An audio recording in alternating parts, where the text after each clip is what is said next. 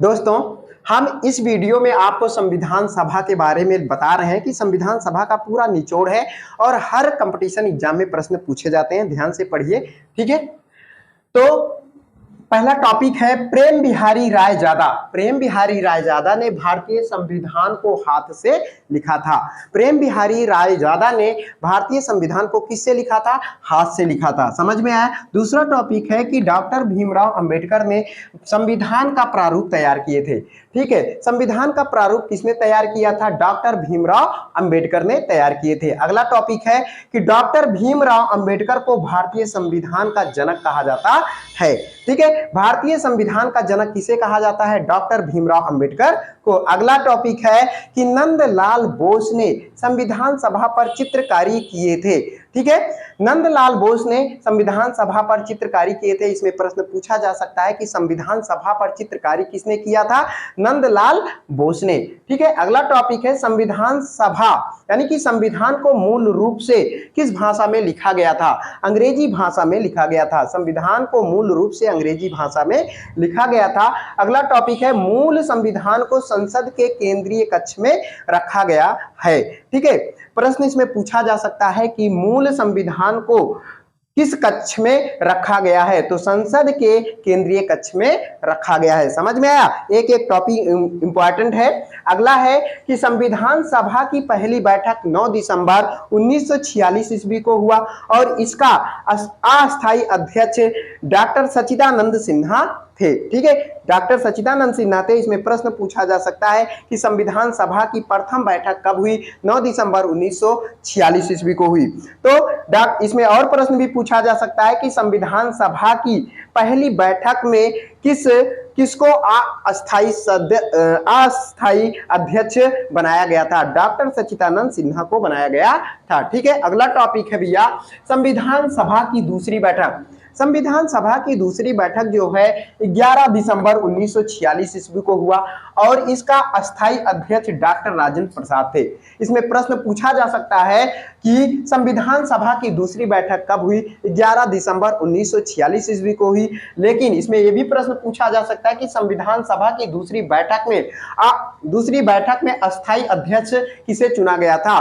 तो डॉक्टर राजेंद्र प्रसाद को चुना गया था। समझ में आया। अगला टॉपिक है कि 13 दिसंबर 1946 ईस्वी को 13 दिसंबर 1946 ईस्वी को डॉक्टर पंडित जवाहरलाल नेहरू द्वारा संविधान सभा में उद्देश्य प्रस्ताव पेश किया गया था। समझ में आई बात कि उद्देश्य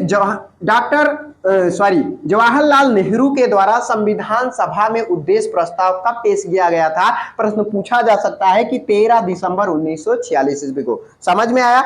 यह भी प्रश्न पूछा जा सकता है कि जवाहरलाल नेहरू के द्वारा संविधान सभा में किस प्रस्ताव को पेश किया गया था? उद्देश्य प्रस्ताव को पेश किया गया था। ओके, अगला टॉपिक है कि 22 जनवरी 1947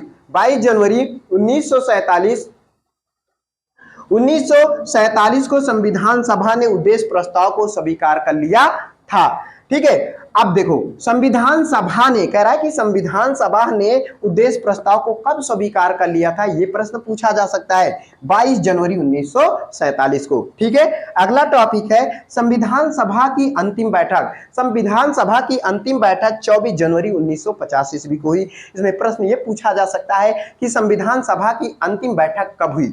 ठीक है, 24 जनवरी 1950 ईस्वी को हुई। ठीक है, अगला टॉपिक क्या है कि संविधान सभा द्वारा राष्ट्रगान को 24 जनवरी 1950 को स्वीकार किया गया। प्रश्न पूछा जा सकता है कि संविधान सभा द्वारा राष्ट्रगान को कब स्वीकार किया गया? तो 24 जनवरी 1950 को स्वीकार किया गया। ध्यान से पढ़िए, अच्छा टॉपिक है। संविधान सभा द्वारा राष्ट्रीय गीत को 24 जनवरी 1950 को स्वीकार कर लिया गया। ठीक है, संविधान सभा द्वारा राष्ट्रीय गीत को कब स्वीकार किया गया? 24 जनवरी 1950 को स्वीकार किया गया। यह भी प्रश्न पूछा जा सकता है कि ठीक है, अगला टॉपिक है राजभाषा हिंदी। राजभाषा हिंदी को 24 सितंबर 1949 को अगला टॉपिक है कि राजभाषा हिंदी 14 सितंबर 1949 को स्वीकार किया गया। इसमें प्रश्न पूछा जा सकता है कि राजभाषा हिंदी को कब स्वीकार किया गया था, तो आपका ऑप्शन होगा 14 सितंबर 1949 ईस्वी को। 14 सितंबर 1949 ईस्वी को। समझ में आया। अगला टॉपिक है भारत के राष्ट्रीय गीत यानी कि राष्ट्रीय चिन्ह। भारत का राष्ट्रीय चिन्ह क्या है? सारनाथ के अशोक स्तंभ। कह रहा है कि भारत के राष्ट्रीय चिन्ह सारनाथ के अशोक स्तंभ को 26 जनवरी 1950 को स्वीकार किया गया। तो इसमें प्रश्न पूछा जा सकता है कि भारत के राष्ट्रीय चिन्ह सारनाथ के अशोक स्तंभ को कब स्वीकार किया गया था, तो आपका प्रश्न होगा, आंसर होगा 26 जनवरी 1950 को स्वीकार किया गया था। अगला टॉपिक है राष्ट्रीय ध्वज। राष्ट्रीय ध्वज को 22 जुलाई 1947 को स्वीकार किया गया। राष्ट्रीय ध्वज को कब स्वीकार किया गया? 22 जुलाई 1947 को स्वीकार किया गया। समझ में आई बात। अगला टॉपिक है राष्ट्रीय ध्वज का डिजाइन। राष्ट्रीय ध्वज का डिजाइन किसने तैयार किया था?